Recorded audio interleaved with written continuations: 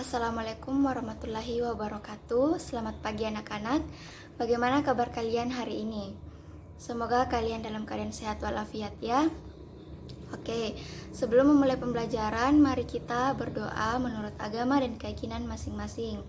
Berdoa dimulai. Selesai. Selanjutnya Ibu ingin mengecek hadiran kalian dulu ya. Oke. Alfia Najla, Altaf Alfariski, Miftahul Jannah, Suci Awalia, Angreni. Baik, selanjutnya sebelum kita memasuki materi pada hari ini, ada yang masih ingat pelajaran kita minggu lalu? Pengertian teks negosiasi. Ada yang bisa? Oke, silahkan yang paling belakang.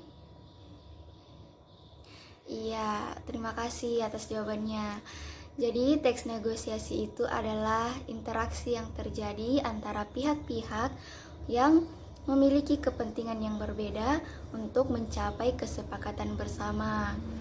Nah, ada yang tahu materi kita hari ini apa? Iya, kita akan membahas isi, struktur, dan kaidah kebahasaan pada teks negosiasi. Nah, yang pertama yaitu struktur-struktur teks negosiasi. Sebelumnya, teks negosiasi itu terdiri dari dua bentuk, ada yang lisan dan ada yang tertulis. Nah, bentuk yang lisan itu seperti tawar-menawar yang terjadi antara penjual dan pembeli. Kemudian yang berbentuk tertulis itu biasanya dalam bentuk surat. Nah, pertama, mari kita bahas struktur teks lisan negosiasi. Jadi, struktur teks negosiasi lisan ini terdiri dari 4 bagian. Ada yang sudah tahu 4 bagian tersebut apa? Ya, yang pertama ada orientasi, pengajuan, penawaran, dan persetujuan. Nah, mari kita bahas satu-satu ya keempat bagian tersebut. Yang pertama itu orientasi. Orientasi ini merupakan bagian pembuka atau pengenalan dalam teks negosiasi. Biasanya berupa salam atau sapaan dari salah satu pihak. Nah, bisa kita lihat contohnya ketika Ari yang sedang memperkenalkan dirinya kepada Risa. Nah, itu yang disebut dengan orientasi. Kemudian yang kedua ada pengajuan. Nah, pengajuan ini merupakan suatu hal yang diajukan dapat berupa barang atau jasa kepada pihak yang lain. Seperti contoh, Risa yang mengajukan jasanya untuk mengerjakan makalah kelompoknya. Nah, yang ketiga ada penawaran. Apa sih itu penawaran? Nah, penawaran itu merupakan usaha yang dilakukan salah satu pihak ketika menemukan ketidaksesuaian atau ketidaksepakatan. Contohnya, Risa yang tidak bisa mencari bahan materi bersama dengan Ari karena ia harus cepat pulang. Kemudian Ari melakukan penawaran dengan ya udah besok mencari bahan materinya besok saja, begitu. Nah, terus contoh yang lain juga ketika Risa yang menawarkan laptopnya kepada Ari karena laptopnya Ari rusak. Kemudian Risa yang tidak tahu cara membuat PowerPoint, makanya ia menawarkan laptopnya kepada Ari. Dan yang terakhir ada persetujuan. Nah, persetujuan ini merupakan proses kesepakatan terhadap negosiasi yang dilakukan antara kedua belah pihak. Bisa itu oke, iya, baiklah, dan sebagainya. Seperti pada contoh ketika Ari yang mengiyakan penawaran dari Risa, gitu.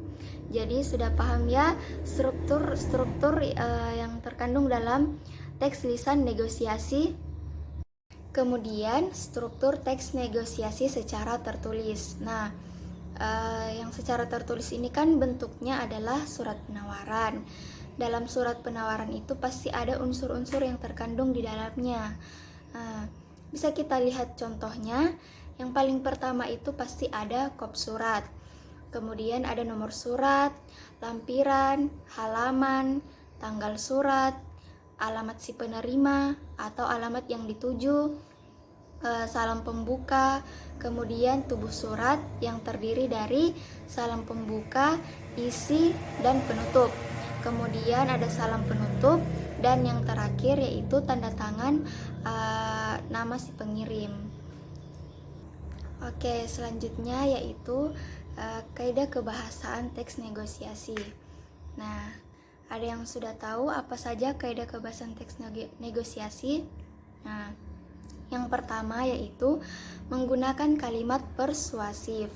Kalimat persuasif ini berisi ajakan agar lawan bicara bersedia mengikuti kemauan yang disampaikan.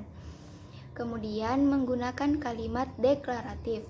Nah, kalimat deklaratif ini berisi pernyataan yang berupa informasi untuk menginformasikan keinginan. Kemudian menggunakan kalimat interrogatif. Nah, biasanya berisi pertanyaan, yaitu menanyakan informasi tentang hal yang sedang dinegosiasikan. Kemudian terdapat ungkapan kesepakatan. Nah, biasanya kalimat yang menyatakan negosiasi itu telah selesai dan keduanya mencapai tujuan yang sama. Kemudian menggunakan bahasa yang santun, tidak boleh dengan bahasa yang kasar seperti tolong, silahkan, bolehkan, seperti itu. Kemudian berisi pasangan tuturan. Apa itu pasangan tuturan? Maksudnya yaitu ketika kita mengucapkan salam kemudian dibalas oleh pihak yang ditemani atau lawan bicara kita. Jadi jika kalian melakukan pengajuan, pasti lawan kalian melakukan penawaran.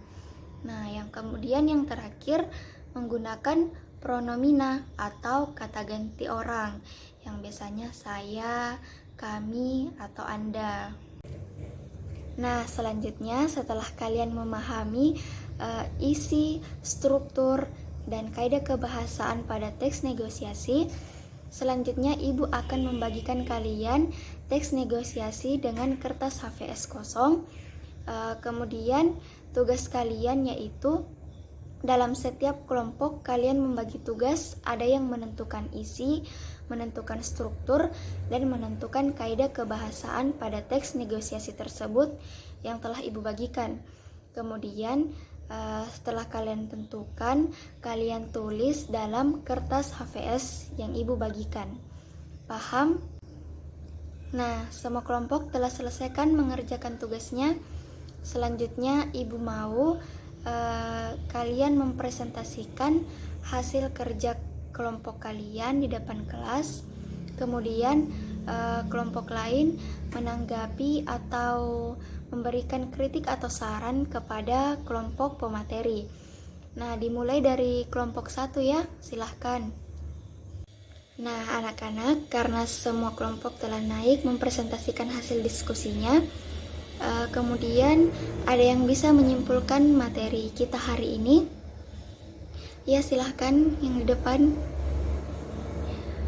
Ya, terima kasih. Jadi, teks negosiasi itu ada 2 bentuknya, yaitu ada yang lisan dan ada yang tertulis. Nah, yang lisan ini dapat kita temui dalam kehidupan kita sehari-hari, seperti yang terjadi itu tadi, tawar-menawar. Kemudian, yang secara tertulis itu dia dalam bentuk surat penawaran. Kemudian dalam teks negosiasi itu ada kaidah kebahasaannya, seperti menggunakan kalimat persuasif, menggunakan kalimat yang sopan, yang tidak boleh kasar ya, menggunakan pronomina atau kata ganti orang gitu ya. Paham ya sampai sini? Oke, karena waktu sudah menunjukkan bahwa materi kita telah berakhir hari ini, mari kita mengucapkan hamdalah, alhamdulillahirabbil alamin. Terima kasih. Assalamualaikum warahmatullahi wabarakatuh.